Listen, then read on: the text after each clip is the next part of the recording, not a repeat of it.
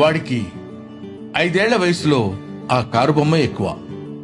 ఆ కారుతో పాటు వచ్చిన కార్డు విలువ తెలుసుకోవడానికి వాడికి 20 ఏళ్లు పట్టింది.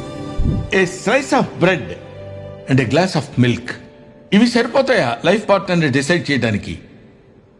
చిన్న చిన్న విషయాల్లోనే మనం అంటే ఏంటో తెలిసిపోతుంటుంది.